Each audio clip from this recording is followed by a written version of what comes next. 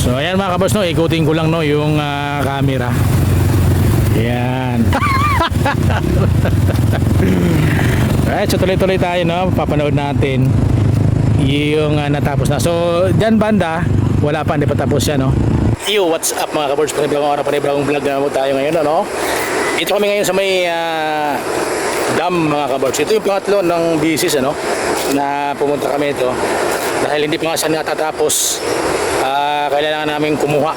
Kasama ko pa rin dito si Ern mga kaboss no? So dito kami ngayon sa may mismong natapos na nila mga kaboss. Ito yung pinaka-final na nila, pero sa bandang dulo wala pa, hindi pa natapos. Kaya dito kami sa may pinakabungad. Right, so panoorin natin mga kaboss kung gaano kaganda yung pinaka-final na nila dito sa recrap ito sa may dam mga kaboss. Right, so ayan na siya mga kaboss no. Pwede kang mag-jogging dito sa may taas na to. Ito yung pinakataas nila, tapos yung sa baba yun, bali dalawang palapag mga kaboss. Yun, yung sa una at sa baba. Alright, so kung mapapanood niyo doon sa may baba banda ron, ginagawa pa rin mga kaboss no. Yun, ginagawa sa kabila. Yun, so talagang mas mataas siya dito. Alright, so dito ayan, napakaganda na mga kaboss. Right, wow. So ayun yung pinaka-imbornal dun sa amin ano. Ayan, kung makikita nyo mga kaboss, ayun o.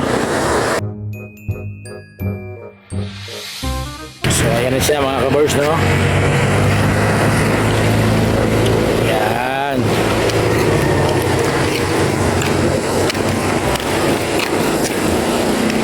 Ganda na dito no. Yun, so medyo malabo yung tubig ngayon. Ayan, dahil ay talagang malakas ang ulan kaganina. So ayan mga kaboss no, ikutin ko lang no yung camera. Ayan.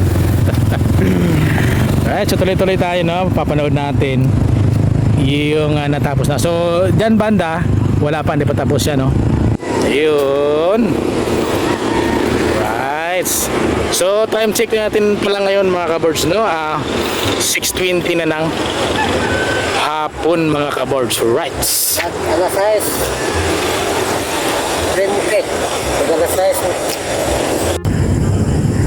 so mga kaboss no, hindi natin pahabain masyado dahil yung doon banda hindi pa siya natapos. Dito na lang muna tayo mga kaboss sa may natapos na nila no.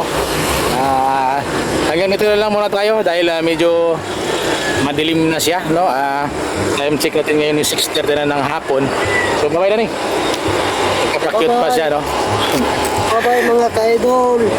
So maraming salamat ulit, hanggang dito na lang. Bye bye.